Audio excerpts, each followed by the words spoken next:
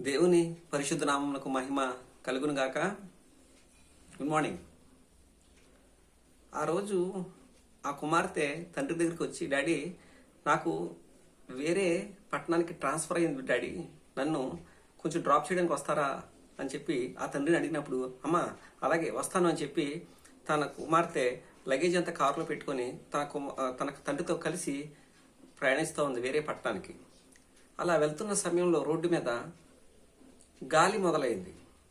ఆ గాలితో పాటు చిన్నగా చినుకులు ప్రారంభమయ్యాయి. ఆ చినుకులు కాస్త వర్షంగా మారింది. ఆ వర్షం కాస్త తుఫానుగా మారింది. ఆ తుఫానులో ఆ కుమార్తె డాడీతో అంటుంది, డాడీ కారు పక్క కాపినా డాడీ అని చెప్పి అడిగినప్పుడు తండ్రి చెప్తాడు, అమ్మా ఆపద్దు, పోనీ కారు ముందుకి పోనీ అని చెప్పి, కారు మాత్రం ఎప్పుడు ఆపద్దు, నువ్వు ఈ కారుతో పాటు ముందుకు వెళ్ళిపో అని చెప్పినప్పుడు డ్రైవ్ చేసుకుంటూ ఆ కుమార్తె ముందుకు వెళ్ళిపోతున్న సమయంలో కొంత సమయానికి కొన్ని కిలోమీటర్స్ దాటిన తర్వాత వర్షం తగ్గింది, గాలి కూడా తగ్గడం మొదలుపెట్టింది. కొంచెం ఇంకా ముందుకెళ్ళగానే చక్కని ఆహ్లాదకరమైన వాతావరణం, చక్కగా వాతావరణం అంతా అక్కడి నుంచి మారిపోయింది. మొత్తం చక్కగా ప్లెయిన్ గా ఉన్న వాతావరణం, చక్కగా వెళ్ళిపోవడానికి దారిలో కూడా ఎవరు లేరు. ఆ రోడ్డు కూడా చక్కగా విశాలంగా ఉంది. అప్పుడు తండ్రి, అమ్మ ఒకసారి కారు ఆపు అని చెప్పంటే ఆ కుమార్తె ఆ కారు ఆపింది. అప్పుడు అడుగుతుంది డాడీతో, డాడీ ఇందా నేను కారు ఆపేస్తాను, వర్షం వచ్చింది, అక్కడ తుఫాను గందరగోళ బీభత్సమైన వాతావరణం అక్కడ ఉంటే కారు ఆపేస్తాను డాడీ అంటే మీరేమో పోనిమ్మన్నారు. ఇప్పుడేమో చక్కని ఆ వాతావరణం, ఎటువంటి ఇబ్బంది లేదు, ఇప్పుడు ఎందుకు డాడీ ఆపమన్నారు కారు అని చెప్పంటే, అమ్మ ఒకసారి కారు ఆపంటే కారు దిగారు ఇద్దరు.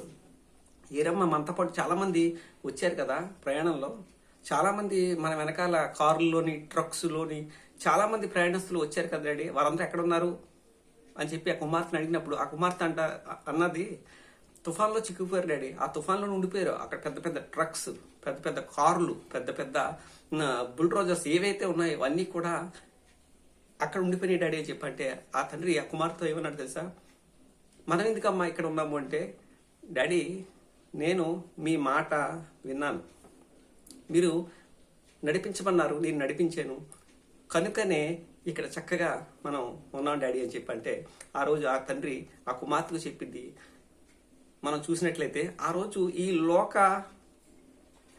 పరమైన పరిస్థితులు జ్ఞానం తెలిసిన తండ్రి తన కుమార్తెను సురక్షితంగా ఆ ఆహ్లాదకరమైన వాతావరణంలోకి నడిపిస్తే, మరి నువ్వు నేను ఎవరిని కలిగి ఉన్నావు? పరలోకపు తండ్రిని నువ్వు నేను కలిగి ఉన్నావు. ఆ రోజు ఆ కుమార్తె తండ్రి మాట విని ఏ విధంగా ఆ చక్కని వాతావరణంలోకి అడుగు పెట్టారో తండ్రి కుమార్తె, ఈ రోజు కూడా నువ్వు నేను మన పరిస్థితి అల్లకొల్లోలంగా ఉందా? తుఫాను చెలరేగిందా?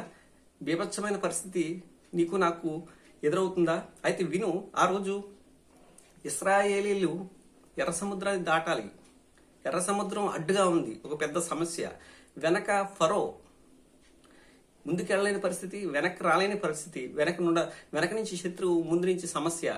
వాళ్ళు ఎటు కానరాక ఉన్న సమయంలో దేవుడు ఒక అద్భుతము చేశాడు. ఎప్పుడు చరిత్రలో ఎవ్వరూ వినని విధంగా సముద్రమును పాయలు చేశారు. నీ సమస్య ఎటువంటిదైనా సరే నా దేవుని దగ్గర తీసుకొచ్చి నువ్వు ఆయన ముందు పెట్టినట్లయితే నీ సమస్యను తీర్చడానికి ఆయన సమర్థుడు. నమ్మితే ఆయన అద్భుత కార్యాన్ని, ఆశ్చర్య కార్యాన్ని నీ జీవితంలో, నా జీవితంలో చేయడానికి ఆయన ఎప్పుడూ సిద్ధంగా ఉన్నాడు. నువ్వు చేయాల్సింది ఏంటంటే, పరలోకపు తండ్రి, నీ దేవుడైన యెహోవా మాట, నీ దేవుడైన ప్రభువు మాట, యేసుక్రీస్తు మాట నువ్వు వినగలిగితే, ఆయన వాక్యాన్ని క్రియల్లో పెట్టగలిగితే, ఆ రోజు ఆ సముద్రం ఏ విధంగా పాయలైపోయిందో, ఆ రోజు ఆ కుమార్తె ఏ విధంగా ఆ భయంకరమైన పరిస్థితి నుంచి తప్పించబడిందో, అలాగే నీ జీవితంలో, నా జీవితంలో ఎన్ని తుఫాన్లు అయినా, ఎన్ని అవరోధాలైనా, ఎన్ని కన్నీటి లోయలైనా, ఎన్ని అననుకూలమైన పరిస్థితులు ఉన్నా వాటన్నిటి నుంచి తప్పించడానికి పరలోకపు తండ్రి నీ కొరకు, నా కొరకు ఎప్పుడు కూడా సిద్ధంగా ఉన్నాడు. ఈ విషయాన్ని మీరు గుర్తించాలి.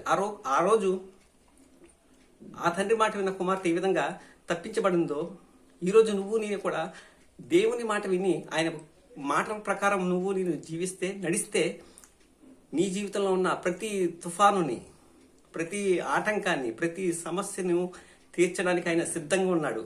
మరి ఆయన మాట వింటారా? వింటే అద్భుతంగా రక్షించబడతాం, తప్పించబడతాం. Thank you each and every one. మీ Anand Kumar. God bless you. Thank you.